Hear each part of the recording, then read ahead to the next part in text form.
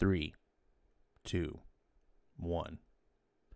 What's going on, everyone? You are watching Ash on Comics hosting a spin-off first episode of the CriminalCast. The Unnamed Indie Comic Show presents the CriminalCast. First episode. This is a panel discussion podcast format of a well-loved, becoming a legend, modern-day legend in comics, Ed Brubaker, which is most known for in indie books, the book Criminal, big series that he does. And joining me today, I have Skip and Tosh, my partner over there at the Unnamed Indie Comics Show. I also have the, well, you don't need any introductions, for Eric Breen. Everyone knows him. And then another fellow joining me that I'm glad to have back on the show is Nalo. The Twitter handles are at the bottom of the screen. You guys can see. So follow them on Twitter. How you guys doing today? Start with Skip.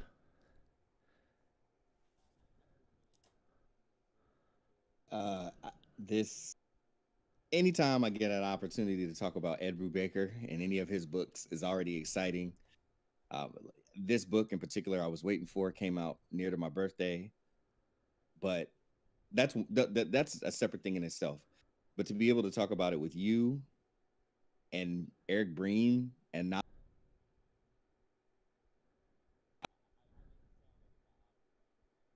silent for a second, so that's how I feel about tonight.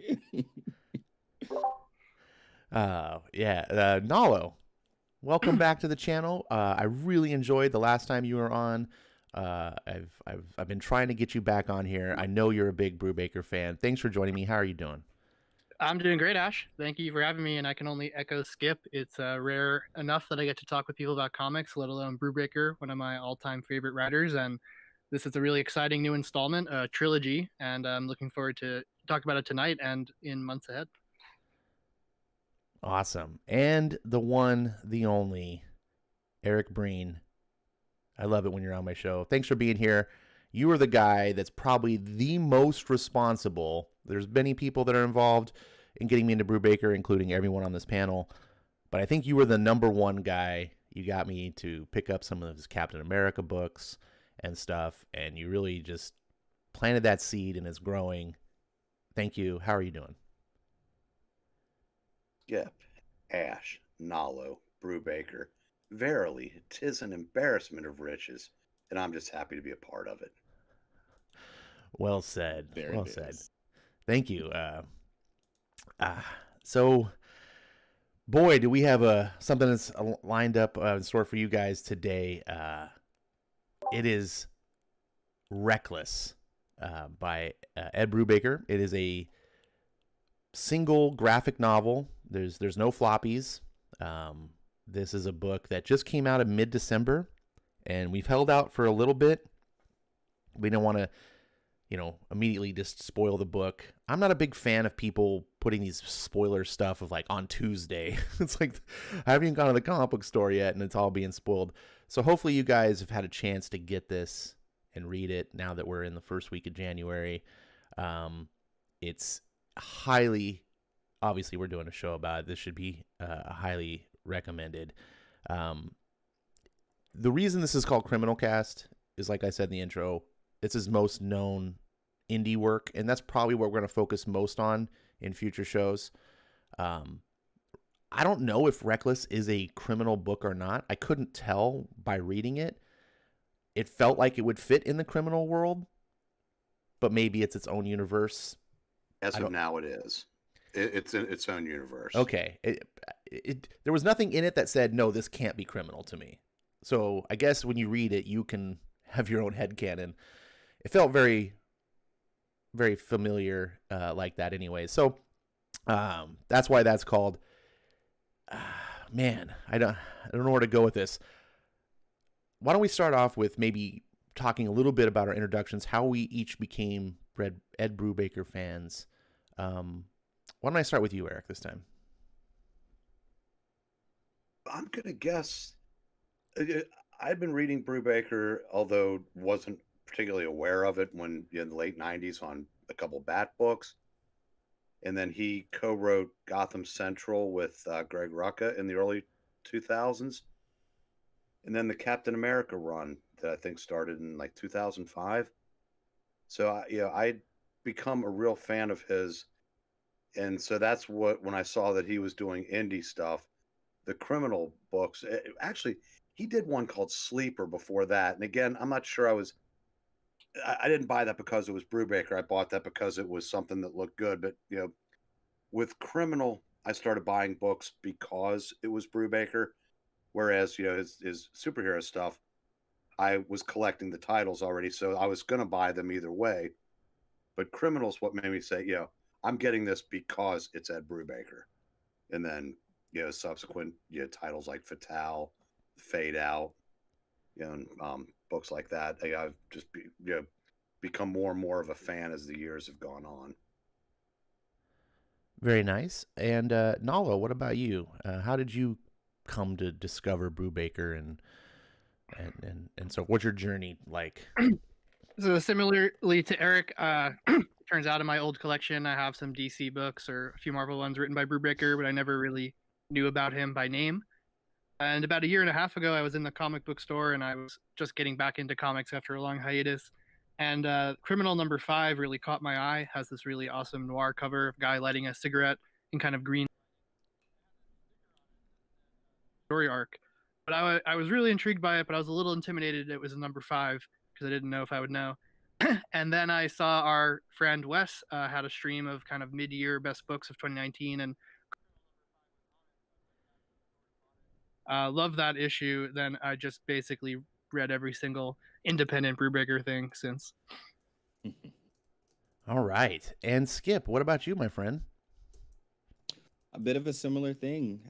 After returning to reading comics, 2012, 2013, I kind of started to see how things, were developing about 2 years in, and I started to kind of fall away from Kate books.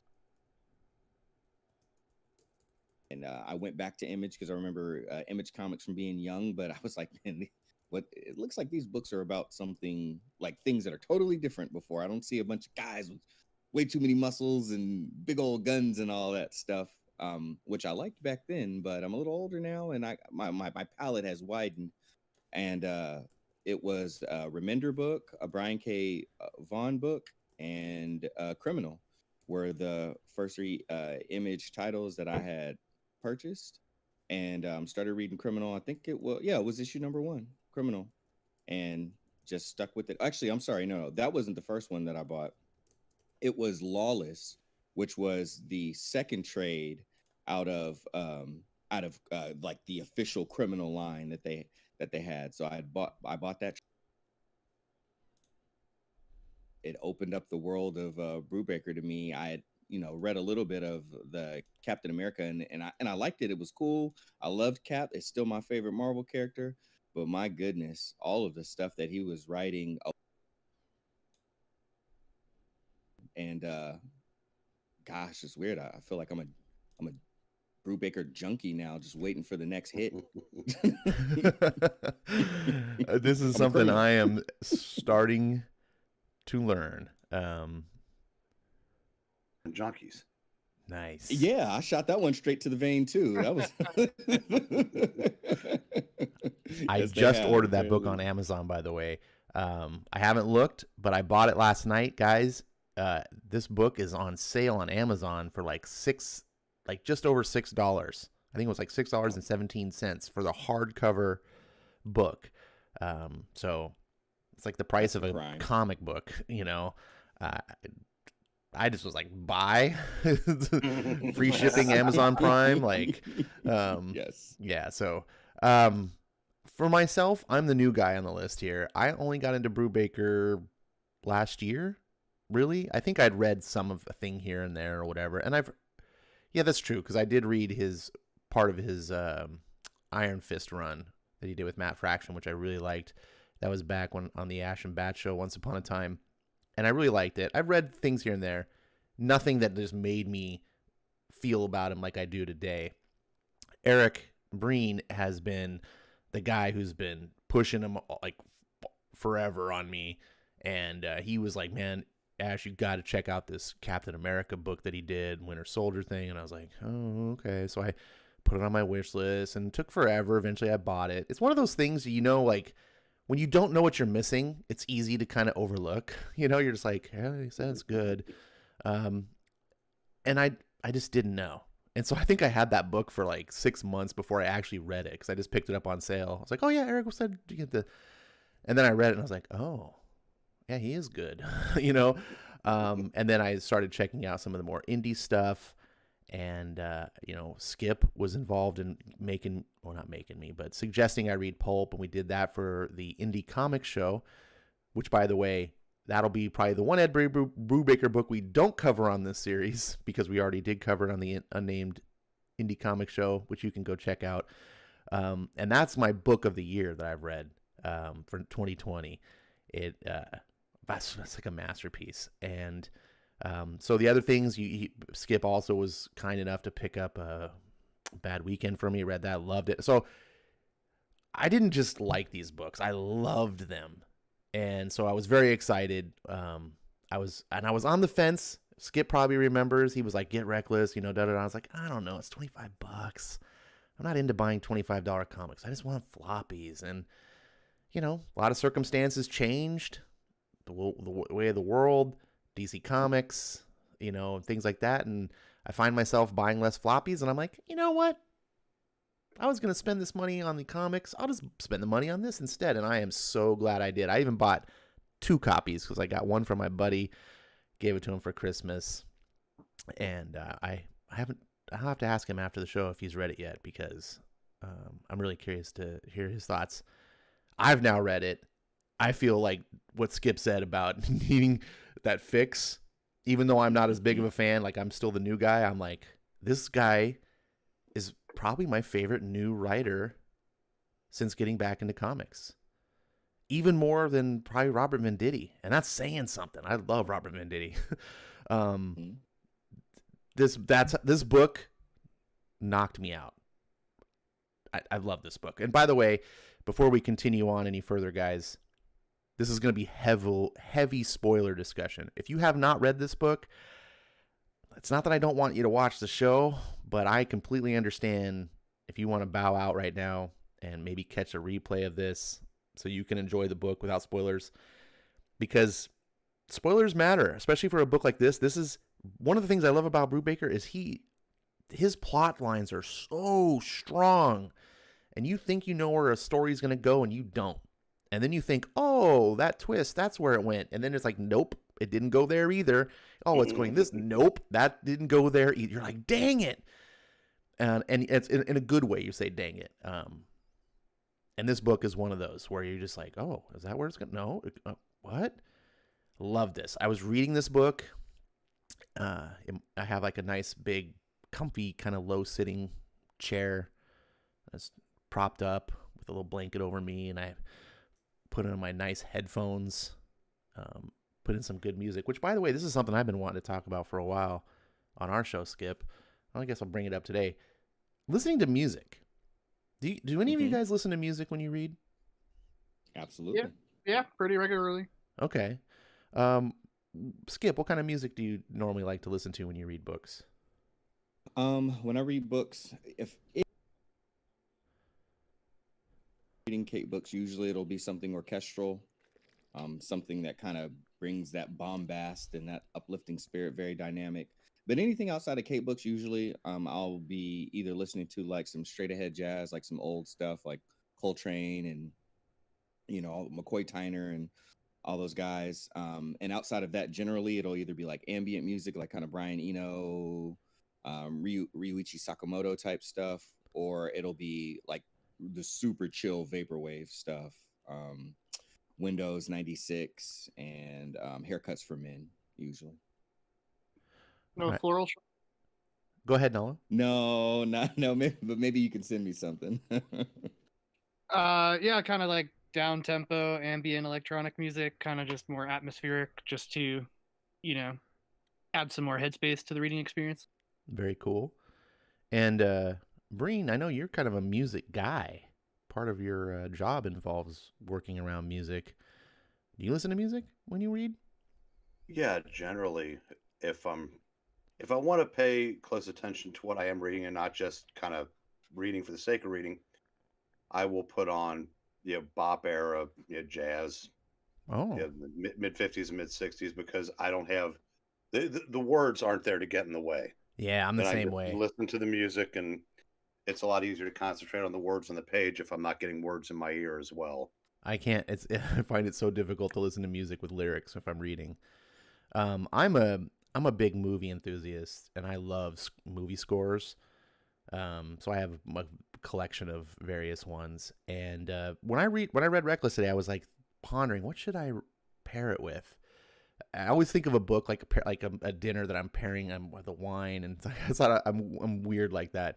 I don't do every book that way. If it's just a chintzy Marvel book, I probably don't bother. But any book that I care about, I go through this motion. And this book I chose to do American Gangster, the Ridley Scott film starring Denzel Washington, um, and it's set, I believe, in the late '70s. So it felt kind of close. It has a gangster feel. There's both a soundtrack and a score. I chose the score. It has a very like that era feel, that turn of the decade feel, and it just worked beautifully. There was a couple parts where the music would change like just right. And I love it when that happens when you're reading a scene and you cut to a new scene and then the music actually changed and it's like really fitting. Um, so I just wanted to talk about that. That was one thing that really it helped enhance this book for me. Another soundtrack I thought of afterwards that would work pretty well, and I was listening to as I was doing my notes, the Grand Theft Auto 5 score, um, by various musicians. It's all instrumental, but I think that would be a good pairing too. If you guys are anyone listening that likes doing that, check that out. I think it made a more cinematic experience for me. I had nice headphones on, just chilling, and I love this book so much. Why don't we actually get into the book? Before we do, hope everyone's got a nice beverage. That's a tradition around these parts. I am drinking a Coke Zero to quench the thirst, but I also have a small glass of Maker's 41, which I think is suited for a criminal stream. Anyone else drinking anything nice? I have a nice hibiscus iced tea I brewed. Oh, that sounds good. Coke Zero sans Maker's Mark. That's fine. What about you, Skip? What do you like to drink on the stream?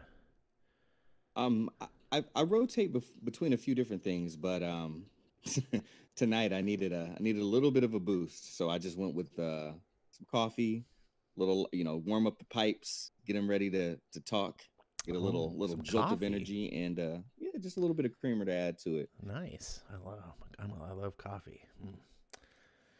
Yeah, it's pretty good. I'm not a frequent coffee drinker, but I was like, man, I'm not either. Talking about Brubaker it's tonight. starting to tear up my stomach. If I drink Yeah. it often, I start having like stomach problems. If I drink it once in a while, I'm okay. But enough about that. Let's get into the good stuff. Skip, you're gonna kind of give us a synopsis of the book. So for the people, unfortunately, that haven't read it, can at least understand what's going on and be spoiled. I feel bad for you guys. You're missing out. And those who did read it, you're going to get a refresher to remind you of the scenes. Give us a quick synopsis, why don't you? Absolutely. And again, just for anybody who may be tuning in a little bit farther away from when we started the stream, we want to emphasize again, heavy spoilers on this episode. We are going to be digging into the nooks and crannies and crevices of the story. Care about spoilers, now might be the time to put a pin in it, go read this great book, and then come back and enjoy the conversation along with us. For everybody else who has already read it, or you don't mind being spoiled because it will only encourage you to go and read the book and experience for yourself, hey, stick with us. It's about to be a really fun ride. I will say in the synopsis, I'm not going to cover every single thing because this book is packed with so much, and Brubaker is very intentional from the big things to the small things that he puts into the story. So there still would be some things for people to discover on their own. And what's nice about that is also some of the things that I may not cover going through the synopsis and going through the plot of the story. I'm going to try to make that quick, and then we're going to be able to come back to, and everybody will be able to kind of focus on some of the things that I did. So everybody keep that in mind as we dive into it. Before I go into the plot itself, I kind of want to read a little bit and kind of put us in the headspace of Reckless by Ed Brubaker, Sean Phillips, colors by Jacob Phillips. And the little write-up that they did on it reads as Los Angeles. And the best new twist on paperback pulp heroes since The Punisher or Jack Reacher. Ed Brubaker and Sean Phillips, the modern masters of crime noir, bring us the last thing anyone expected from them. A good of original graphic novels, with 3 books releasing over the next year. Meet Ethan Reckless. Your trouble is his business for the right price. But when a fugitive from his radical student days reaches out for help, Ethan must face the only thing he fears, his own past. And that kind of puts us right there in this place, and I'll dive in from there. So we already know the name of the protagonist. His name is the story that I really enjoy. We actually start out with the portion of the end of the book, kind of where the book starts to come to its conclusion, and he's out in a barn getting ready, speaking to this guy, and the guy says, "Number, you get a voicemail box, and you leave what your issue is." The person on the other end of the line will come and contact you and, maybe help you out with your problem, which is usually stuff that you can't go to the police for. And he basically asks them, "Are you that guy?" He says, "Yeah, I'm that guy." Basically, you make your business getting into other people's business, huh? Well, you know what happens now. Me and you got to duke it out. And we get an introduction. So again, this is Los Angeles, 1981. We follow Ethan. He's actually living inside of what is called El Ricardo movie theater. He lives there. How he acquires the property comes later in the story. We find out that he has an assistant who, I'll be honest with you, even looking at the book right now, I am staring at it. I cannot recall her name for the life of me. Anne. Okay, Anne, there we go. Thank you so much, y'all, because it was not coming out. But Anne is cool. She's assistant, super dedicated to him, doesn't have a whole lot of money, and makes her money off of being his assistant and helping him, help setting him up with the gigs that that are incoming from the mailbox. Right now, they're kind of getting to the last bit of money because Ethan has been turning down jobs left and right, as well as doing some jobs for free and not paying people. And all Anne wants to do is throw like a punk rock, like midnight movie viewing, which Ethan's like, "Miss me with that noise. The punks are just going to tear up the movie theater more than it already is." But she does let him know that there was a voicemail that came across. The lady has more information on Ethan than usually anybody does because he's a pretty mysterious figure. And she mentions the name Donovan Rush, which piques Ethan's interest, and his own apprehension that he expresses. He takes the information and he goes, believing that he knows who the lady is. Sure enough, he goes, drives up the coast to meet her, and as soon as he sees her, it is someone from his past, actually a past love named Rainey Livingston. He recounts the days when they first met, which was when he was much younger. It was during the time of a tumultuous time in the United States, things going on with Nixon, a lot of smaller groups starting to band together, even doing, like anything from protests to, kind of crazier things that had happened in that time, like blowing things up, acts of terrorism, essentially. And Rainey's brother was the leader of the group that Rainey was a part of. And Rainey and her brother had a very tumultuous relationship. And as we can imagine, her brother was like spiraling into this circle of megalomania and just kind of acting really erratic at that time. So they she bring up a little bit of the relationship, but she tells him, "Hey, I've gotten into it bad. There's some, it got worse after you left because you just abandoned us. We didn't know where you went. I didn't see you anymore. I got into it bad with this group of people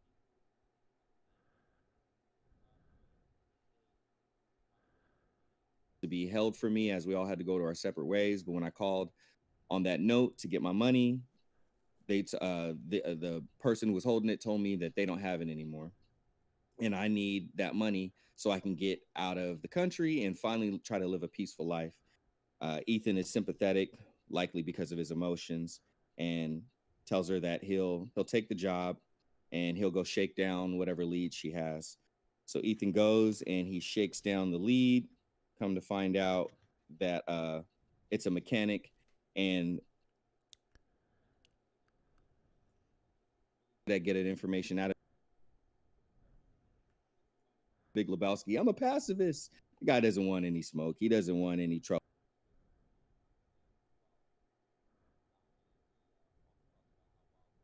Up north towards Northern California.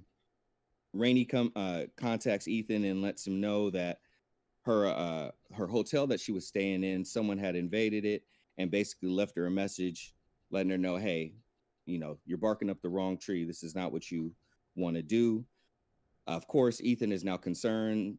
He just kind of kicks back into his instincts and goes back from, trying to keep his distance and leading forward in his new life to wanting to protect her. So he does a very dumb thing, and even he admits it.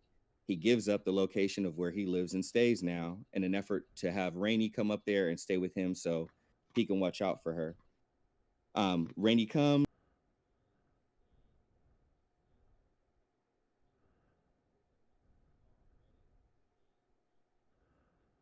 Information about her brother and other things that had happened, and starts to confide in Ethan more, and even shares a hug, which Ethan's like one of those people like, "Okay, don't really touch me, don't get close to me." She goes to get in her car, and now Ethan is hyper motivated to find out what happened. He's in the hospital. He gets his normal checkup.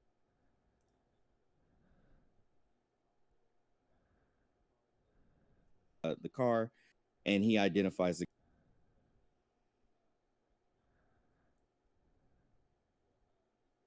because he was Ethan's handler as Ethan was in the FBI. And when he was with Rainey and a part of that group, he was undercover the whole time, really trying to take down that group from the inside. Agent Frank pretty much tells him, "Hey, you're out of your league. You're out of your depth. You already got this stuff." And Ethan, of course, tells, "I don't care what you say." And he does. He continues to follow it.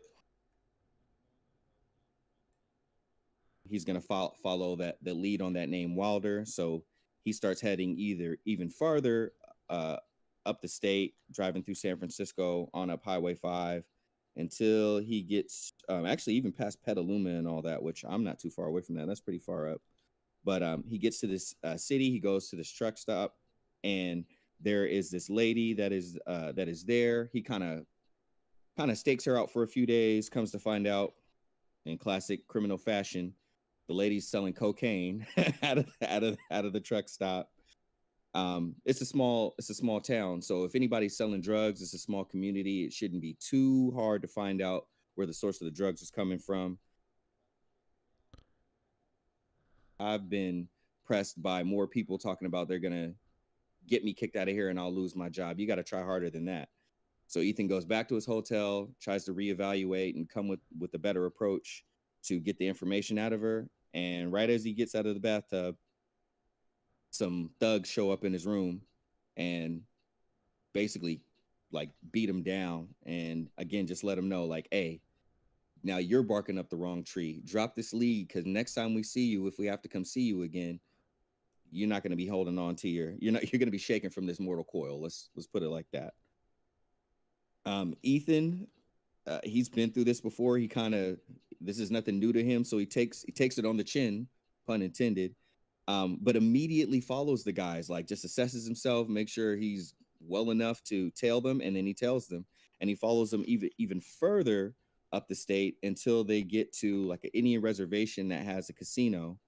And from there, he stakes him out and he's following him around. And come to find out that they are working for Wilder. Wilder seems to have an operation up there since there's so much open land where planes are coming in, and it seems like they're dropping off sometimes guns and drugs, but definitely mostly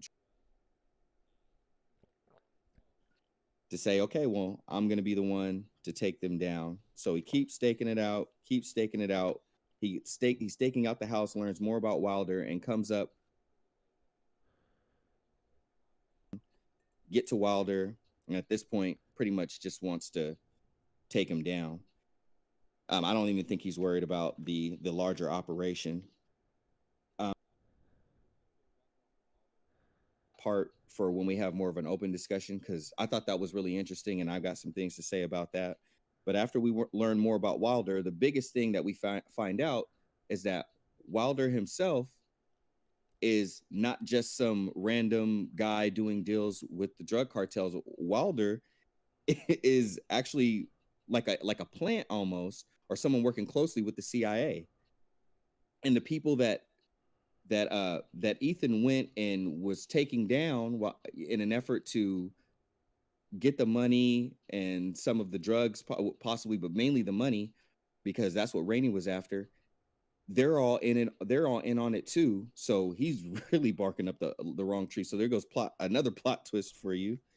But nonetheless, as all that happens, he takes down Wilder's men, which Wilder responds to it, leads him out in the barn, and then we're back at the scene. We're back at the scene at the beginning of the book.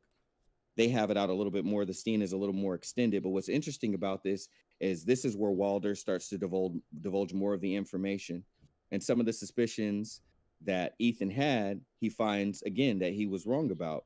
I'm a plant. I was talking about, apologizing for killing this person, but it's a big old twist, and Wilder is not working for the people that he thought, and he confirms the information about being in with the CIA. At this point, Ethan is leaving the scene. He's trying to figure out what it all means. He's starting to put things together. He drives directly to Special Agent Frank's house, and it's like 2 a.m, and he's just trying to get some information from him. He's bleeding. It's bad. He tries to take him to the hospital, but he knows who killed her. He knows who killed Rainey, and he said it was the CIA. And then here we go again. Agent Frank lets him know, you're wrong. That's not how it happened. And then Special Agent Frank lets him know it was her brother. It was Anton. And then that's when we finally get the last bit of truth, how it all really happened and what went down. Part of the reason that Ethan doesn't like to look down his past is that he has a bit of amnesia, because when he was part of the FBI and when he was undercover trying to infiltrate that group, they were bombing things, and a bomb had went off while he was on the front porch. Well, we find out why he was on the front porch with Rainey's brother. He was on the front porch because he was finally getting ready to take him in, and he had told someone else, and they had told Rainey, and Rainey had the opportunity to get out of town before anybody could make a major move. Unfortunately, there was a bomb that was already set at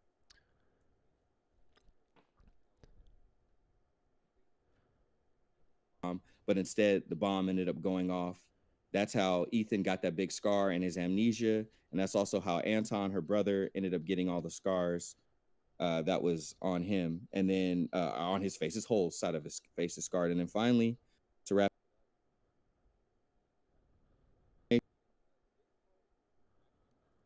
you guys and have you guys help. So we get to the part where Anton is starting to break down that story. Nalo, what was the last part and kind of the last twist that, or a bit of information that Ethan was, or that Anton was giving Ethan? Yeah, if I recall correctly, I think it was that her entire plan was to kind of pit Wilder and Reckless against each other, so that she was actually terminally ill with cancer. So that's why she was ready to kind of be taken out in a dramatic explosion and kind of trick Ethan on this kind of goose Hold on, chase. hold on a second, just because the audience might be confused a little bit. The explosion that gave Ethan the scars and Anton the scars was in the past when he was working undercover, and that caused and they kind of they had found out that he was FBI, and he thought that no one knew, and they were gonna set this thing. Later on, during this in the future or the present time, when he's talking, you can see on the screen here for you guys, he's talking to Anton, who's in jail, and he says Ethan is discovered because he went through the papers.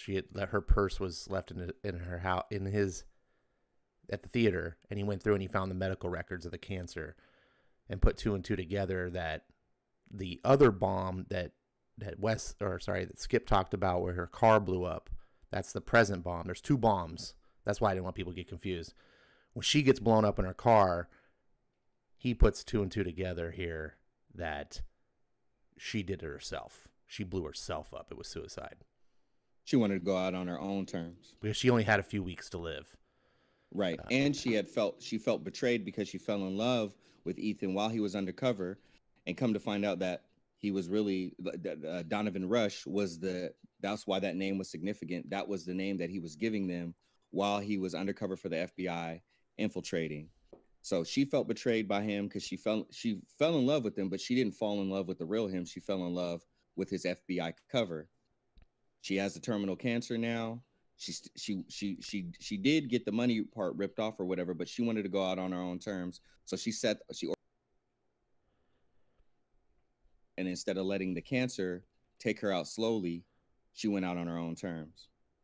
And finally, Ethan gets the last bit of information from Anton, since he was still alive and closest to her, and obviously a someone who was cooperating along with her for it. And the truth is revealed. And then Ethan, he looks back on it all in conclusion, and he still had that bit of money, never turned it in. So he just took it, paid Anne a little bit more, let her do her midnight movies, of course, the punk theater, just like he thought. And he goes back to doing the one thing that was consistent and kind of gave him some solace throughout the whole time, which was surfing.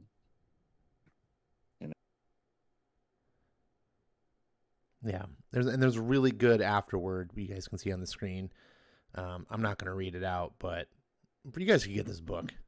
The afterword fully explains the purpose of this book, like the inspiration of why this book was written, where Ed Brubaker comes from, and from a mental standpoint, and his love for stories and things. And I thought it was really fitting. I read this afterwards, and I really appreciated reading it. Normally, I'm like, afterwards are boring, but I don't think Ed Brubaker knows how to make things boring. Before the story ended, that's kind of important, that Rainey changed her mind at the end and tried to call it off, but Anton had already put the bomb in her car, and I guess she didn't know that. That's a good point. He said even after all that, she wanted to forgive you.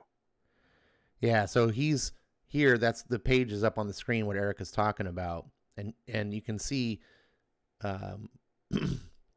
Ethan, he's kind of like, he doesn't remember any of this. So he's being told. And then Anton says, "You want to know the really fucked up part, man? She tried to call it off. There was a message on my machine when I got home. She said not to do it, that you didn't deserve it. But I had already set the bomb." I mean, fucking Rainey, right? You caused all of this, and she still wanted to forgive you. And that's the last piece of the story. Essentially, the rest of it afterwards is an epilogue. And you just see in his face, and he doesn't remember. He has to be told this. And the whole time, it's been like 10 years since, her life is ruined because of what he was doing. He doesn't remember that he ruined her life because all he knows is he worked for the FBI one time and then things went south. And Skip is right. He skipped a lot of details because he had to for time. There's a lot more density of the book about, why he left the FBI and, things like that. And it's, if you haven't read the book, if you've read the book, you guys all know what I'm talking about. But if you haven't read the book, get this, worth being in your collection. This is something I'm going to be probably revisiting once a year. It's so good. Nalo, anything else that you wanted to add on Skip's synopsis? Synopsis, I think they covered it. I was just, bringing home the point that Rainey was kind of trying to set Ethan and Wilder to kind of destroy each other as a final wish. So that's a good point. I didn't completely take that. I didn't completely have that take. So when we get in our discussion, hopefully I remember to talk about that. So I'm going to rewind back to the beginning. I'm not seeing any specific chats of anyone addressing the book. Oops. Don't even know how to use my own computer. One thing about this that I found really cool was this opener. And on the screen here, I set these beginning pages to single page format instead of double page format because this is something that stood out to me when I was reading the book. When I read on my iPad, I was just reading single page only and swapping through. And I think this enhanced an already great book slightly better. And the reason why is because you see this opening scene and you see the farm and you're like, okay. And you've got the conversation going on in the background, which at the time we don't know is, what's the name of the villain? Wilder. Thanks. I don't know why I blanked on that. We don't know who this is. Wilder. It's just some dude who's talking, and he's saying the thing is like, oh, you got a number, is that you? And the other guy in the shadows is like, yup. So you don't know who these people are when you read this at this point. Skip kind of, when in his description, kind of told you ahead of time, but in the story you don't know. And I really like this page transition. At the end, he's like, so you make a lot of money doing that? Getting into shit that's none of your business? And he's like, sometimes, but not always. And again, you still don't see his face. I don't just do it for the money. No, I didn't figure that was the case. Well, okay then. And he picks up a machete. You know I have to kill you now, right? And you're just like, what's going on here? And then you transition the page and you finally get to see the character, or who will be, you'll understand is the main character, Ethan. And his response is, oh yeah, I get it. I'm right there with you, man. And he's just kind of like, the corpse is in the background and he's bloody and he's holding an axe and you don't know what you're getting into. And I loved that this was a transition because in the 2-page format, the second page of Ethan was the right-hand page. And so you kind of see it. And I just loved how that transitioned. You're like, who's he talking to? Like, he's going to kill him. And then you boom. And then you see what he looks like. And you're like, oh, my God. And then it takes away. And you don't know what the significance of that scene was. Not until almost at the end of the book when Ethan goes to Wilder's place and he does all the things that Skip talked about. And you see them on the barn. And you're like, oh, this is that scene. Like, it just kind of... That was in the past, and it came full circle. I thought that was a really cool narrative technique. Did anyone else catch it like that? Or am I the only one who thinks it's special? That was a cool framing sequence at the beginning, and then to get back to it. I mean, yeah, what led up to that? So yeah, I mean, that's, I'm actually a fan of that device. Yeah, because I didn't know who Wilder was. I mean, I knew who Wilder was because he's mentioned in the story, but you don't... That character there wasn't identified, so I didn't know that was Wilder the whole time until the end. And I'm like, oh, yeah, that's Wilder. What about the art? What did you guys think? Well, I thought, since this is the CriminalCast, something to point out is all the kind of activities in this book happen in broad daylight, and the coloring is really bright, and in the daytime happening in Criminal, it's a much darker color palette. that really stood out to me, and especially the setting of sunny, beautiful Los Angeles. Oh yeah, very good point. Maybe that's because Reckless is supposed to be a good guy. Yeah, so he operates in the daytime. Speaking of the coloring, I don't know if anybody noticed that the coloring obviously is Sean Phillips' son, who is also the artist on the book That Texas Blood that's currently out. Hmm. And the writer definitely took some Ed Brubaker lessons. I'm not saying it's as good, but if you like Brubaker stuff, it's worth it. It's worth it to check out. Cool. Very much. That's on my list to check out. One thing I wanted to point out is this character Anne. She's the girl on the cover with the purple hair or the pink hair, depending on how you're seeing it. I think with modern society, current how things are, you might look at this cover and go, "Oh God, there's the purple-haired SJW girl." Keep in mind, this book is set in the early '80s. None of that was the case. She's just a punk rock girl. Yep. I'm not sure if Sean Phillips. I don't remember punk rock girls looking exactly like that. I don't know. That's not to say that they couldn't.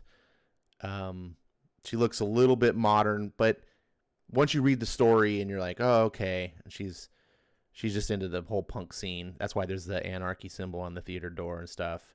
She's not at all a purple hair weirdo, like, which is full of in California today. Everywhere you turn around. I spent some time at CBGB's.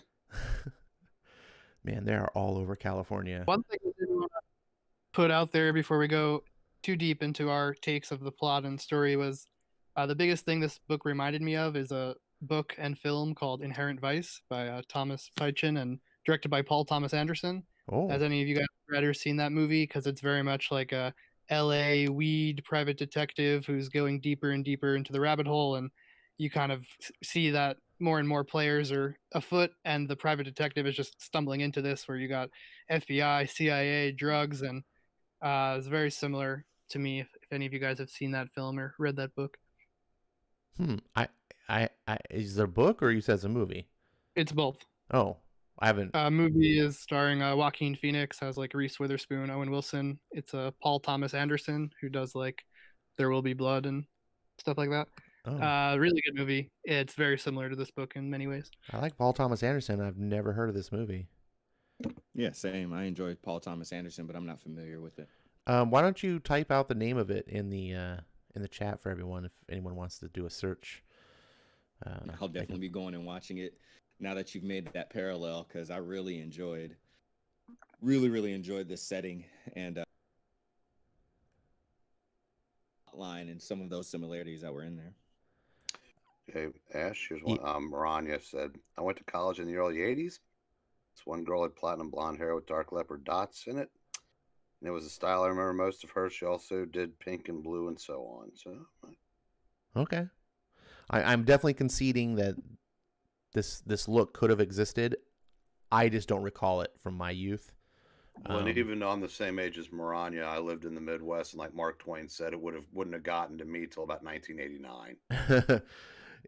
Yeah, being a Southern California boy, I remember punk rockers. Most of them like spiked their hair. That's kind of I think what stood out for me. Most of the punk rock girls would be like mohawks. It's really a trivial thing. I mostly wanted to comment on the fact that I know some people might just glance at it and go, "Oh God, purple hair weirdo, what's going?" And I just want to, if anyone had that thought, I was like, push that from your mind. It's absolutely not. Anne's a really cool character. I like her character. And there's a spot in the book that I really like where Ethan, he's doing his monologue, and this whole book is full of just his internal monologue. And he's talking about Anne and how it was like, how we met. That's a story for another, or like, I'll tell you that story another time. And then it goes. And part of me thinks, I was thinking to myself, this is a 3-book series. I'm going to bet you one of those books is going to be about Anne, because I don't see why Ed writes that scene, or, so it's like one panel. But why put that in at all to say, I'll tell you this another time if you didn't have any other plans? But I liked your character. What did you guys, what were your thoughts? Oh, I like the character too, especially since it was the time period it was in. It was a lot easier to like her because there were tropes that would be used if this were a modern story that didn't exist that don't exist in her character. Yes. And I think we all know what I'm talking about. I definitely liked her as providing some comedic relief, and like Skip mentioned earlier, how she was desperate to let the punks watch movies in that unfunctioning theater, and they tore the place up. And she doesn't get that much screen time, but it was a fun character to have. Yeah, she did have some like levity moments in the book. Yeah, don't make me get a real job. But they weren't like a lot of bad writers where they like are, you can tell they're just trying to be funny. Here it comes off effortlessly, and it's not a joke. It's like a line you would believe that she would say, but it was also just like funny because of the circumstance. And I think that's great writing when you can do that, when you can make me chuckle, but you weren't writing a quote unquote joke, or you weren't being absurd. It fit, in the story. I thought that was really cool. I liked all the characters in this book. Every single one. There was not a single character that I was like, I don't know. Even like Frank, the FBI guy, I really liked that he had, it would have been so easy with lesser writers to just be like, oh, Frank's the dumbass FBI guy, and it's a good thing our hero left, but when he comes to him for help, number one, he comes to him for help, because the first time Frank's like, look, man, stay out of this. Let us do our job. Like, he's like, no, I'm going to go do my own thing. Don't you stop me. And you're like, okay, that's fine. That's what the hero's going to do. But then later on, he realizes I can't do this shit alone. And he calls the guy for help. And then beyond that, later on, after that, he goes to Frank when he figures out, oh my God, the CIA is involved in this. Like, what the hell am I going to do? And then Frank's got to be like, no, it's no CIA. We caught the guy. His name's Anton. And then he's like, what? That her brother? What the? And it's cool that like, I get so tired when the hero is the only one capable in a story. Like no one can do anything except the hero. What do you guys think? Do you run into that, or am I just? No, you're right. Because in lesser hands, Frank would have been behind all of it, and had been duping Ethan. Right, or like every character just would have been buffoons, like making mistakes and not able to get anything done, and the hero has to be like, okay. But Ethan makes tons of mistakes. I really like that scene when he goes up to the diner and he's talking to that Lucy girl, and he totally underestimates her. He just treats her like, oh, she's a diner. Oh, she sells some drugs on the side. We'd already seen him previous in the story intimidate the mechanic just by picking up a monkey wrench, and the mechanic's like, well, I'm a pacifist, I'll tell you whatever you want. And he figures, and we as the reader are led to believe, oh yeah, he's going to, this woman that works at a diner. And she doesn't resist his intimidation by being like, I'm a strong woman. Like, she does it like a real strong woman does, right? And then when she needs to have some physicality to emphasize her point, she gets a couple of her, I'm assuming they're like on a reservation. I'm assuming they were like all natives. That's the way they were drawn. That's how I took away. So they were either like part of her tribe, or maybe I'm assuming her ethnic background, but that's how I saw it. That's another thing that he didn't go for. A lot of stories like that, the main character would just, kick the crap out of the two guys that came to the room, and it was the exact opposite. Yeah. Win every fight. And I said that, I like that he had to spend the next part of the book going, yeah, I'm going to be having some trouble breathing the next couple days. What did you think? Oh, go ahead, bud. Sorry, Philip. He wins in the sense that he wins the fight against Wilder, but he doesn't save the day or solve the mystery. But we also get kind of the curtain drawn back a bit into the macro scale, and see there's just so much more we don't even know how it's connected or what's going on. And yeah, just to kind of speak to the layers and the sophistication of Brubaker's writing. Yeah, well, he's good at his job when he's prepared for what could happen, But I said when he got to the room and those guys were there, I said again, I said, A, he didn't have his hatchet in his hand, and B, he wasn't ready for him. So I said 2-on-1, they cleaned his clock. So I like the fact that he wasn't capable in any and all situations, regardless of how much warning he has. It gave him, it made him more human. Yes, he was very, very human. One of the things I was really surprised about this book, I don't know if I should have been, but was some of the themes that I don't know if everyone would take away the same way, because sometimes that can be subjective, your own world experience. But I really liked this Ethan character, how he was kind of like two-layered. We had the Ethan of his 20s and then the Ethan of his 30s. And he says multiple times throughout the story that he was a different person. And after the explosion, it changed him. I'm trying to see. I thought I was at the spot. There's this big old monologue section here where he talks about what was going on. But he basically says, it's never the same. There's something. He doesn't say that something died in him, but I kind of took it away like that. And one of the aspects you see is like he doesn't have emotion. He talks about the only emotion that he can really have is anger. And everything else is just like a dullness. And so even when he gets this old flame, when Rainey comes back into his life, and they have this big passionate affair, when in the 20s when he was undercover, she now comes back. She's in her 30s, and they're older, and he still cares for her, but it's more of like on an intellectual level. There's a couple of scenes where they talk about like she tries to. I don't know if she tries to go for his hand or says that she almost does or something to hold hands. I think it was like almost like memory muscle. Yeah, it was like muscle memory.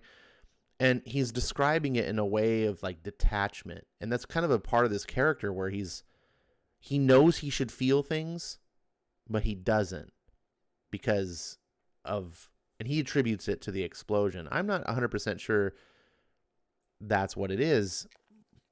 And I'm not going to go too much into my own personal life about this, but I kind of relate to this being now in my 40s.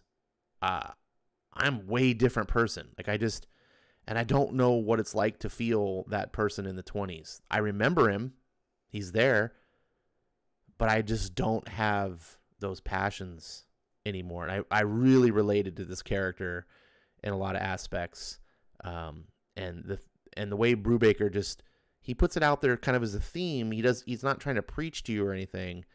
And so I think if you're not a person that's maybe had the same type of life experiences, it may just go over you and you may not even become aware of it. It's not going to have a positive or negative effect on the story. But for me, it really hit me with the whole past romance and just, like I said, I don't want to go into my own personal life, but did any of you guys have any personal attachments, or did anything like that reach out to you in the book?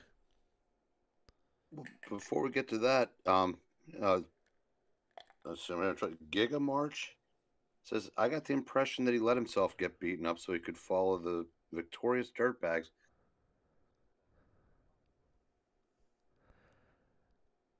Yes, he kind of did. Gigamox is my buddy, by the way. Good to see you, buddy. Thanks for coming on the stream. Oh, Ma. He in that scene where the two native guys, I'm just going to call them natives because that's what I think they are. If I'm wrong, I'm wrong. But the two native big dudes came in. He comes out of the bathtub and he gets in a fight. I mean, you can tell he tries to fight because he punches a dude. He immediately realizes what they're there for. So he's like, whoa, shit, I'm just going to throw the first punch. But once they start beating him, he knows he can't really win. And there's a line in there he talks about he just lets him because he doesn't care. And that ties into one of the themes about Ethan is he doesn't really have emotion, and he's okay with getting his ass kicked. There's a part where the FBI guy threatens to throw Ethan in jail, and he's just like, I don't give a shit. Do whatever the hell you want.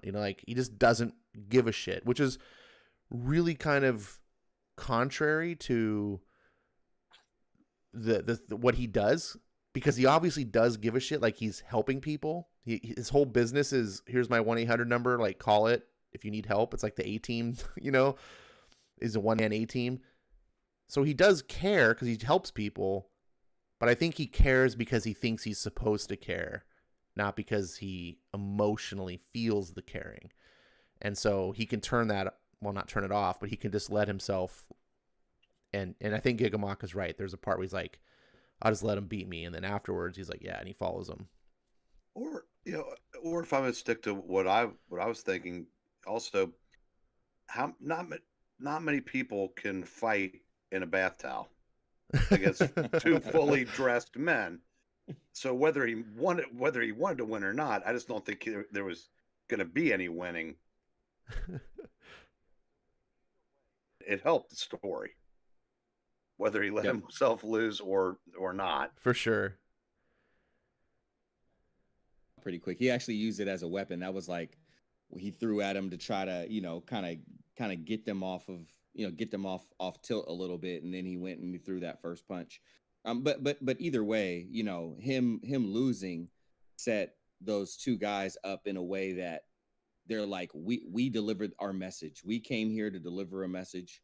We delivered our message. He read it loud and clear.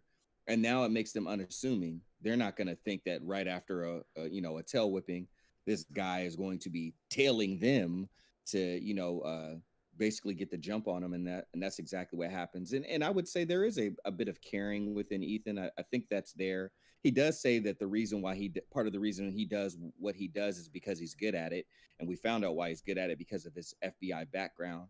But I think there is a bit of care there, but I think he cares more. I don't think he cares about himself all that much. I think that's pretty obvious, but he does care about people like Anne, who is more from his present, and then Rainey, he had a connection to, who was from his past. And obviously we know why he cared about her. But I think it's just that in those instances, with all the rage and the only thing that the main emotion that he's connected to inside of himself, he doesn't care much for himself, but helping others, he has a little bit more of concern with that. And I know people in my personal life, past and present, that kind of have a little bit about that. You kind of go for them. They don't really care. They're like, people can talk about me and say whatever they want about me, but like, don't say nothing about my brother. Don't say nothing about my cousin. Don't say nothing. They'll turn into completely different people once you get off of them as a topic and onto them. So I think Ethan has a bit of that. You're probably right, because I think he is. You don't think it's reckless? No, I think that's more of a description. I don't. Now maybe Mr. and Mrs. Reckless named their kid Ethan, but I'm suspecting that there might be that might be another layer to be peeled back at some point. Yeah, I definitely think it's part of his business plan. He has like a kind of secret-ish living conditions in that abandoned theater, and he has this phone number, and of course he would use a fake last name. Now obviously he wouldn't say when he's had that scene with Rainey, when he tells her his real name, he's obviously not going to use both names, but when he says who he is, it's Ethan. Last name. He does mention somewhere that his name is Ethan Reckless. I remember reading a line. I think that was some of the internal monologue as opposed to external, like happening in conversation. That could be right. And that's like, I always keep that in my mind, like the faulty narrator, leading us on to know what we need to know that's relevant to the story at the time. Mm-hmm. They can always reserve to tell us more information later, which I think we all agree on in some form or another. We've all agreed, like, we're going to find out more later, whether it's about Anne or about Ethan and like some of the other stories. All right, so we can all pretty much in hindsight agree that this scene where Rainey is looking in the mirror, and the broken mirror, and it says stop, that was all an act. She did it herself. Yeah, I don't see a band of thugs reaching for her lipstick to draw to write stop in a mirror. It definitely seems like something that a woman would do, especially one that is not being honest or trying to set herself up to look like the victim. Look at the bed. The clothes are barely out of the suitcase. Yeah, and so to that point about her plan, I'm looking at this scene with Anton in jail, and Anton says she only had a few months left. She wanted to punish the men who ruined her life. And Ethan says, "What was the plan? Send me and Wilder at each other to kill each other?" And Anton says, "Yeah, something like that." And you'll notice, yeah, what I took away from that was she'd spent parts of those next 10 years with Wilder and probably just let herself come to hate Ethan. And when she came up with this plan, but 1 or 2 days with him again changed her mind. Yeah, I think so. And I think she was, my takeaway on her was that she was not confused, but she was conflicted, because I think that her time with Wilder was not the happy one. I think her true love was Ethan, but they couldn't be. And then she ends up being with Wilder, and she can't escape because she's got a prison now she's a wanted felon, and she doesn't have anywhere to go. So she's kind of like that trope of the woman kind of stuck with the man she doesn't really love, but she tolerates. And the whole time she's builds up this resentment, which I agree with you, Eric. I think when Ethan comes back into her life, she kind of starts losing it, like the resentment starts fading away. Because she had 10 years to build up a narrative, whether it was false or not, just allow herself to hate what her perception of Ethan was. And then, but when they got back together, it wasn't Ethan, the FBI guy. It was Donovan Rush. And I love that line when he goes, "Yeah, some hippie gave me that name. No one's actually." That was a cool line. This book is full of great dialogue. Here's another scene in the middle of the book where we lead up to the car explosion, where I went to single pages to illustrate my point that I made earlier, where I thought it worked better on the digital because the car explosion is on the right side of the page and you can see it. So you're like, wait a second. So when I was reading it, I didn't see the car explosion, and I'm reading and he's watching her go to her car, and she's just a woman getting in her little Volkswagen Rabbit, and it's like I stood there watching her, trying to find a way back to that feeling inside my brain. And then the world blew up again. And I got to this spot, I had to stop reading for like a minute. I was engrossed, and I was like, oh my, no, you didn't. Holy shit. And this is where I kind of, in my brain at this point, because I've read and lots of stories, seen lots of movies of like revenge stories and things like that, and I was like, oh, this is where it's on like Donkey Kong, right? Like the girl's dead and this guy is gonna go ballistic on people, because that's the common trope. But I also was like, I was kind of feeling something. I at least felt some sense of tragedy for their circumstances and what happened to them both, and this happened, and it just, I thought that was a great hook into the story. If you weren't grabbed already, I think at this point you're like, oh, I gotta see what goes down now. At the end of the story, said that made me think that might be as close to a plot hole Brubaker book. If she decided to call it off and called him to say checking, all right, just gonna throw that out there. Well, I think she probably still wanted to die, right? Because she only had.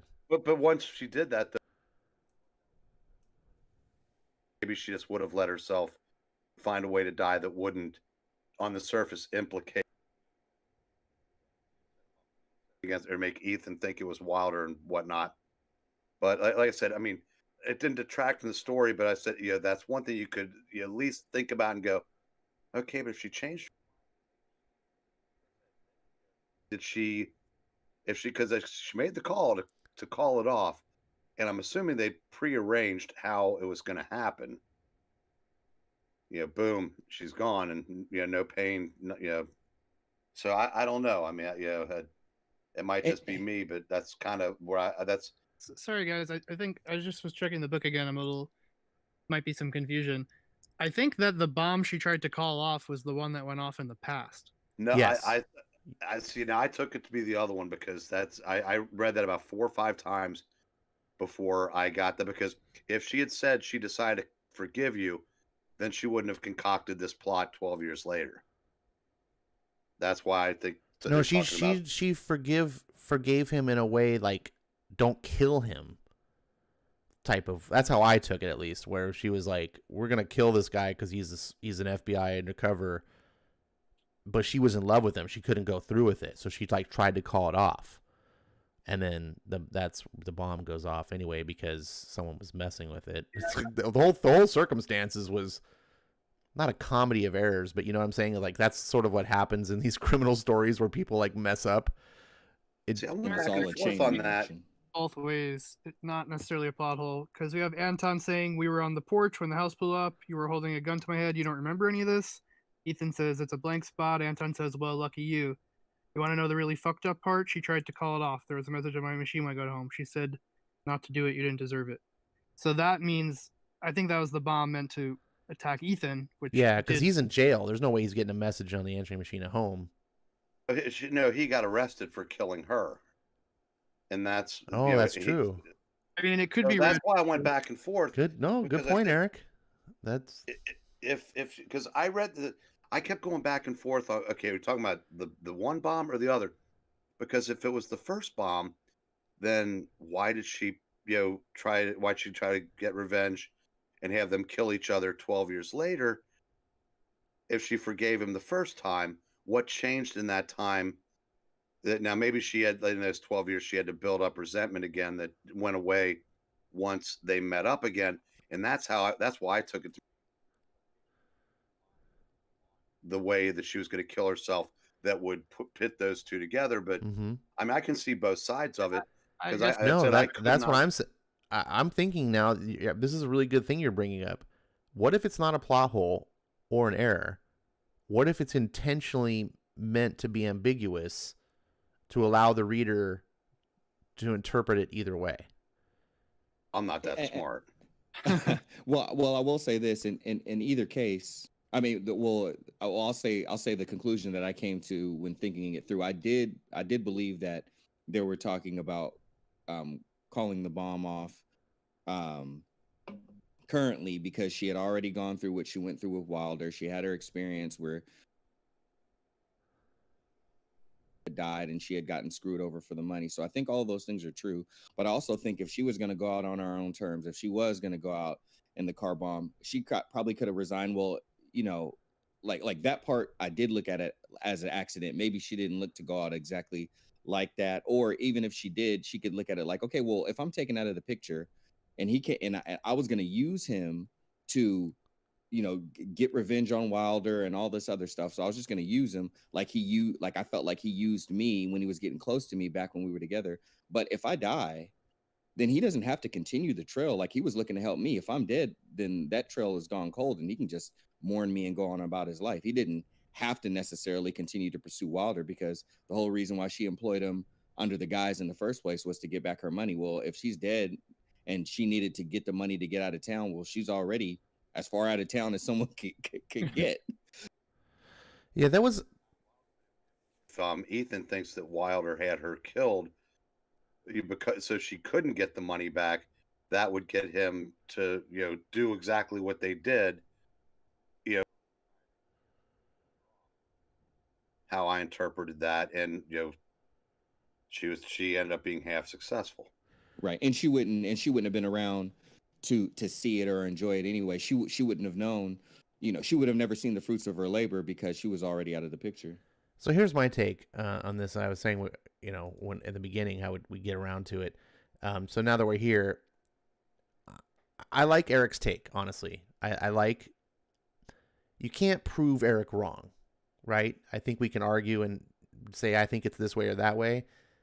And I like that maybe there's a 5, 10, 20%, who knows, chance that they're talking about the bomb in the car. Mm-hmm. I think that's pretty cool, honestly, the more I think about it. But my original take was, I was reading it, is if you look at the scenes that are on the screen right now, and she's saying, I'm sorry about that, what happened to you? It wasn't your fault. No, but still, and she looks at him, and you can just, this is a great piece of like where the artist comes into play, because you have to get the expressions on the face to tell the story. You can't have words. And Sean Phillips, I think, really delivers this anguish, this sense of sorrow and loss. And as I read it in hindsight, knowing what's gonna happen, it almost feel when I look in her eyes like she knows what's about to happen. And maybe I'm reading into it, and then it goes, the narration. It could have been an awkward moment, but instead it was nice. Like walls were coming down between us. I saw something in her eyes. I saw something in her eyes change. And I'm pretty sure the old me, the one that remembered what love felt like, would have kissed her right then. But instead I made some tea, and Rainey used the phone, and then she went to move her car so it wouldn't get towed in the morning. And I stood there watching her, trying to find a way back to that feeling inside my brain. And I still can't help but feel like this was part of her plan. And she was regretting it.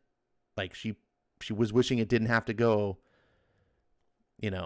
but she didn't have, many weeks left anyway. And she didn't want to suffer. And I do think my take was not so much that she was trying to get them to kill each other. My take was that this was going to light a fire under his ass. And if he really needed a motivation, she's going to kill herself either way. But why not go out in a way that's going to make Ethan make sure Wilder is ended? I don't know. Yeah. I mean, that very well could be the case. I mean, here's the thing personally. Like every point of view that's been mentioned to me, I can take and I can run with, because to me, like it all works for the betterment of the story. Like you read it from beginning to end, and you can, I mean, it's nice. There is enough breathing room within the story where you can swap those parts. You can swap some of those parts out. Still doesn't detract from how it went beat to beat to beat and unfolded. So, I mean, give me either one of them, and I'm still just as thrilled. I think that's a perfect illustration of why we're on here tonight talking about an Ed Brubaker book and not somebody else. Definitely. This book, I absolutely loved. I'm not certain it's better than Pulp, which was my number one book of 2020. But I feel like I enjoyed it more, if that makes sense. Like when Pulp was over, I was just like, wow, that was a great piece of writing. And I really did enjoy it too. It wasn't, but this, I feel like I wasn't quite so much, wow, it's a great piece of writing, even though I am wow, but it's just, this is a book I'm looking forward to reading again before reading Pulp again, if that makes sense. Absolutely. There was funness to this book. And maybe it's because of the character too. I talked to you behind the scenes, Skip, about how I like heroes more than villains and stuff. And I'm down for a good crime story. I love Tarantino, which is why I was attracted to Criminal anyway, because I was like, this seems like something like a Tarantino type thing, But I'm still more attracted to heroes over villains. And this kind of hero reminds me of like Gran Torino, the Clint Eastwood film. For those, I don't know if you've even seen it. I guess Pulp did too as well. I think I made the same comment. But the kind of hero that's not necessarily the big virtuous, I'm going out to save the world, but the guy who just stands up for the right thing when the right thing needs to be stood up for. Mm-hmm. That's really both Pulp and Reckless were departures from what Brubaker usually gives. His versatility as a writer, because he can, neither one of them are the raw.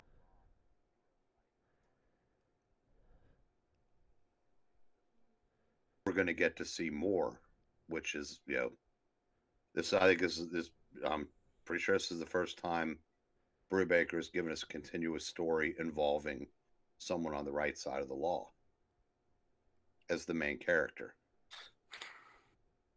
Yeah. And go ahead, Nala. I was gonna agree with you that I think pulp is kind of like more technically proficient in terms of its writing and structure, kind of just top of the tier writing. But this book was maybe even influenced by the setting of this kind of post 70s private detective, you know, G-men and drugs, that this kind of haziness and ambiguity kind of leads it to maybe a more rewarding reread, because you can kind of see different angles and different plot points that we never really got to be spoon-fed to us as the audience.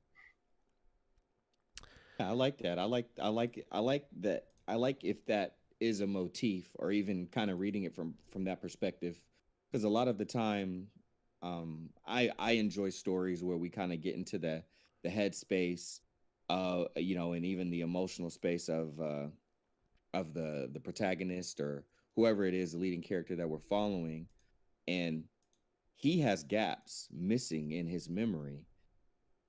So he has chunks of his own story that are kind of shifted and spotty and whatnot. If we get a little bit of that same thing, it kind of puts us in his shoes and in his head just a little bit more. It kind of does add to it, and definitely makes you go back and go over the story again. But I did enjoy that part. There was a little bit of that for me, and went a little bit more, read over another page again. It even had parts, where they were talking about them like doing tabs of acid and all this other stuff. So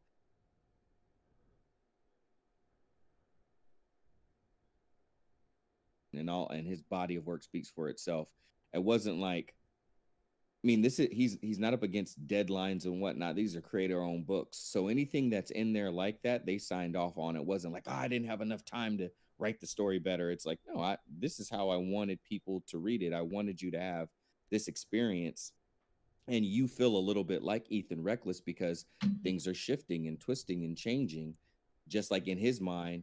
Things are missing, and sometimes they shift and change, and chunks get put back in. Anton gives him new information, and it completely fills in a gap that had been taken out before. So I enjoyed that. So I got a question for you guys. It all folded, but the first time you read it, did anybody else get that Janet Leigh and Psycho feeling when the car blew up? Here you have this main character, and then what? Definitely. Only a third of the way in. Definitely. And I like did flip to that page. I read it on physical.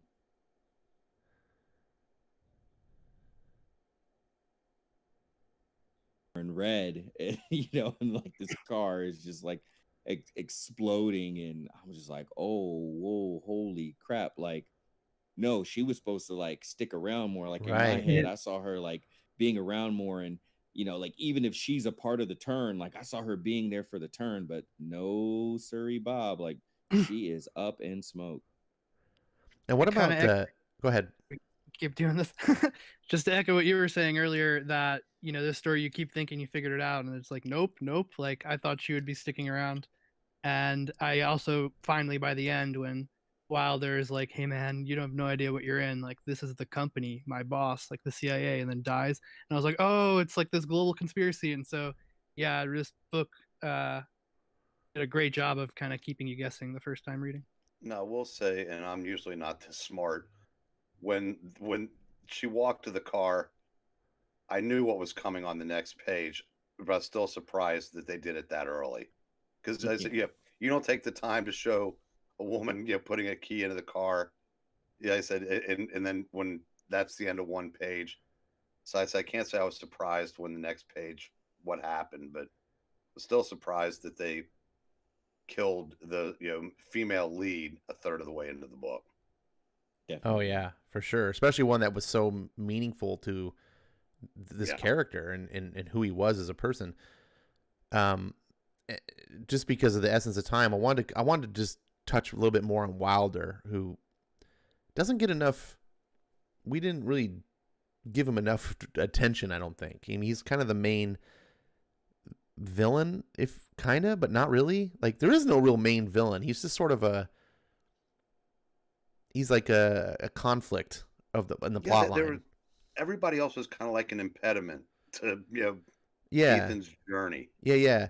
But Wilder, man, this character, I mean, he only has maybe a dozen pages in the book, but this where it starts off here, where it's like Wilder's point of view, and that's another thing I like how this book did it with his chapter headings, very much like reading a novel, you know, where it's divided into chapters, and then each chapter has a name, and each chapter I is meant to call that out too. thematically, you know, it's set and has its own purpose to the story. So this chapter, Wilder's point of view, is all about his perspective, how he sees things, and he's a badass. Like the way Brubaker sets it up, and I love this writing technique. I've seen other writers that I admire do this too, and he basically builds the character up because you know he's going to be an obstacle in Ethan's way.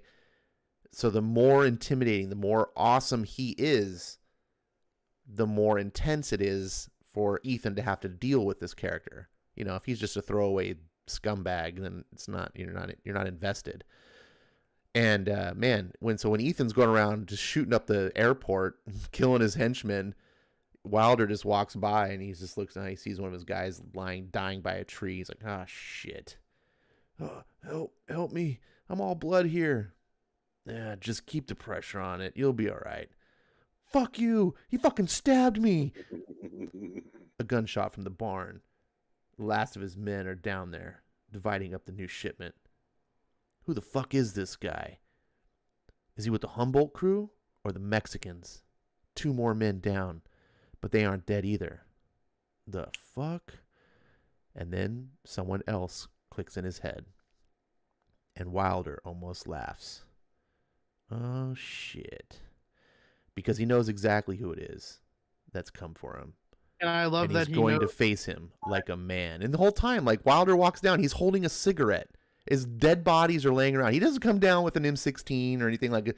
He's just walking down with a cigarette, like, not sneaking or anything. This dude has cojones.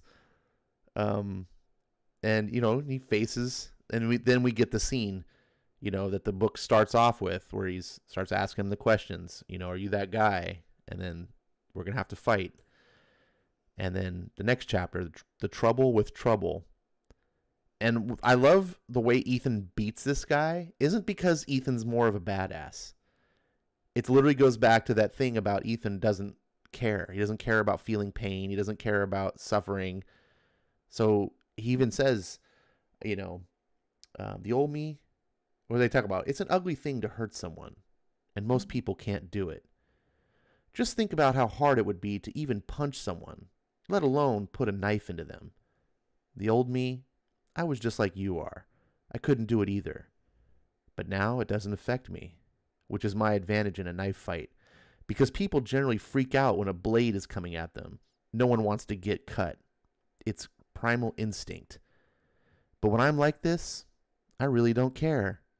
And Wilder comes at him with a machete, and he just puts up his arm to block the machete, and it chops into his arm. And then he says, and that's how I win. And he chops him in the stomach. And the fight is over really quick. It's not this long, drawn-out thing. But it goes to the sequence of, like, Ethan wins more because he's a psycho than because he's some super badass, you know?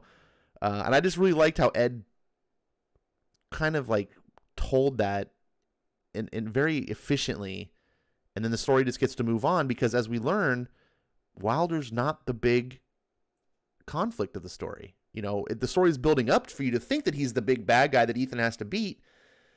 But then as Wilder's sitting here bleeding out and dying, he, you know, talks about the CIA and all this other stuff. And then, you know, Ethan's world is like, oh, fuck, what the hell? And so he thinks that it wasn't Wilder all along. He's, you know, fuck, it's a bigger story than I thought. And then, of course, we talked about those other twists. And I just really loved that. Wilder was a great red herring. Definitely. Yep. All right. Any other final thoughts that you guys have on this story? I think I've covered all the things that I love. I was going to add that he was a red herring, kind of the gateway to this larger world that we don't fully understand. And his compound and the CIA, and I would like to see those themes explored further in the other books. Certainly. Skip, any final thoughts on the book that we didn't cover? I think we covered most of it. Like I said, the things that stuck out to me was the time period. I liked that time that they chose twists. So as we kept going deeper and deeper down the rabbit hole, every time Ethan thought that he had, a foot in on what was going on, there was another rung, another tier, and even at times he thought he was going up, but really he was descending and going down, and kind of lost his footing. I liked that the way that they revealed the history of the character and why they had to reveal it that way with his amnesia. I really enjoyed the name segments in the chapters. Things I heard. This is one for Breen. Things I heard. The nature of the name reminded me of Something I Learned Today by Husker Du. So I just wanted to point that out to you. Like, that immediately came in my head. And then I like so many of the other ones. I really enjoyed The Fortunate Son too, because how it was talking about, why how he ended up in the FBI, and not that he exactly wanted to go into it. And of course, that's a call out to I don't know if that's the name of the song by Creedence Clearwater Revival. Yes, Fortunate Son is it's one of my favorite songs. Son. Yeah. So and which also their tie, because they're Southern rock, but I didn't know that they were from the Bay Area. And he goes through the Bay Area. They point out specific parts and cities in the Bay Area. So I thought that was cool. It's just always nice that that the artists as well as the writer, they really tie in some history, as they have the character go through there. So you really do get a full meal. It's 5-course. They're not cheating you. They're not undercutting you. This isn't drive-through. Every portion of it, they do their research, but they're not heavy-handed with it. Like, oh, look at all the research that we did. Like, look how much we know about this. They do their research and they give you just enough. They give you the special parts as you go through, to where if you know a little bit about that, you feel the connection. If you don't, on the surface, the story that they tell and the way that they tell it is fulfilling enough. And I just appreciate that we get that every time we get a book from, Brubaker and the Phillips.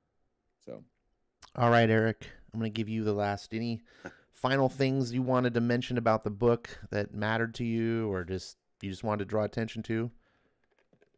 I think we've covered everything about the book, but I was going to say there's 2 more volumes to come. Personally, I would rather the next volume, the only common thread between volume 1 and volume 2, I hope it's just Ethan and Anne, because I'm not in any hurry to revisit any points of this story, because being set in the early 80s, they have the next 30 plus years, almost 40 years, that they could set the stories in. 5-10 years from the end of this story, see if Anne is still, if she's now an aging punker, or if she's grown up. Oh yeah. And see what, and revisit the characters and maybe a later point in, maturation. Well, anyway, it's going to be great. The solicitation came out for the next volume, and it takes place in 1985, about the occult underbelly of Hollywood. Okay, so that's about 4 years later. So that it's called Reckless. Or sorry, it's called A Friend of the Devil, a Reckless book. Oh, that's gonna be so. I got the cover up on the screen there. Stuff in there. Oh, that's gonna be awesome. Yeah, this is. I really do like the cover of the next coming book. So yeah, I had seen this originally solicited for March, but looks like April. Whatever. Be on the lookout for this, guys. Hopefully you pick this book up. You can get it on Amazon right now for like $16-17. It's got a $24.99 MSRP. It's absolutely worth it at that price. It's about 6 comics worth of content. If you're wanting to know like the thickness of the book for yourself, it's a beautiful hardcover for $25. Absolutely worth it. At $17, it's a steal. It's like I said, this is a book you're going to want to come back to. It looks great on the bookshelf. think about all the mediocre comics that you've bought in the past year that you wish this would, think of just 6 mediocre books you bought in the last year that you wish would turn into this instead. I can't recommend this enough. I am so glad that I'm on the Brubaker bandwagon. I feel a little bit weird being like the newbie guy. It's like, oh, I just jumped on. Everyone else is, yeah, welcome. We've been here for years, but it's awesome because I get to discover these books for the first time. So I'm blessed here. Here's all the books that you can get currently. Look for more. So there's a big criminal series, as you can see. I think there's 7 criminal trades. Big Fatale series. So I understand the Fatale books deal a little bit with some mysticism. So if you are into the supernatural and you like what you've seen so far, read Brubaker, maybe that's a book for you. Killer Be Killed was a really long series that wrapped up in 2019 or maybe early 2020. Then there's the Fade Out, and then there's a couple of one-shots. All my heroes have been Junkies, Pulp. Bad Weekend is a collection of the 2019 criminal series, which has been collected into the Cruel Summer book. I don't know why they didn't call it Criminal. They just called it Cruel Summer. But Bad Weekend is not in the collection. So if you want all of the 2019 criminal run, you got to get Bad Weekend and Cruel Summer. Or you can go buy the floppies. So I think we're coming to a close on this. My final takeaway on this, when I was reading it, I felt it was very cinematic. And I know it's kind of cliche to say and dumb or whatever, but I really want this to be a movie. I was reading it the whole time. In my mind, I was casting the characters. And I was coming up with some weird casting. You probably, I'll mention it backstage because I'll get clowned for saying it publicly. But I don't know. Did you guys think that way at all? Would you care if this was made in a movie, or would you just be like, no, keep it pure? Oh no, I'm fine with that. I remember when The Killer Inside Me, an old Jim Thompson book that I loved, made it out as a movie, and the movie didn't make any waves at all, but it was a great adaptation, and I enjoyed the hell out of it. So yeah, I'd love to see a movie made out of this. Cool. All right, well, we're gonna wrap this killer stream up. I want to thank everyone for being here. It's about 90 minutes. I think that's a nice tight time. Eric, Nalo, Skip, thank you for blessing me for being on this panel. I hope to do more criminal streams. This is not, I want to do all the Brubaker stuff eventually. Thinking about doing a next episode, possibly being the first volume of Criminal. And I'm thinking about maybe even doing a giveaway Criminal to get some people if you want the book yourself. Stay tuned to that. Would you guys be down to revisit Criminal and do a series on that? Heck yes. Absolutely. Awesome. Sure. I am super excited to be on this journey. Thank you all for bringing me on this. Thank you guys that were part of the chat. Thank you anyone who's listening to this after the fact. Be on the lookout for further episodes. Feedback is always appreciated. If you want to leave it in the comments down below, what did you like about how this podcast kind of went, the discussion? What were the most interesting parts about you that we can maybe focus more on? What parts were least interesting? This was only a first episode, but thank you guys for watching. I'm going to give each of you final words. Skip, any final thing to say? I want to thank you, Ash. I want to thank Breen, as always, and Nalo. It's been a while, so happy that ultimately they let us here in order for us to do something again and work together again. So that was. And Nalo. Yeah, just to echo Skip, I really love this book. I got a lot out of it, but I got so much more out of it being able to speak with the three of you, and you each brought a lot of perspective that I didn't catch on my first reading. So really excited to, further explore the world of Brubaker comics with you all. And lastly, but certainly not least, my good friend Eric Breen. This I'll say as much fun as Sour Capes was, it's much more satisfying to spend the time talking about great comics. Well, I couldn't have said it better myself. That's a fine way to wrap it up. Thank you all for being here. Hopefully you'll be with us on our next stream. And good night to you all, and good luck. Thanks for watching. Good night.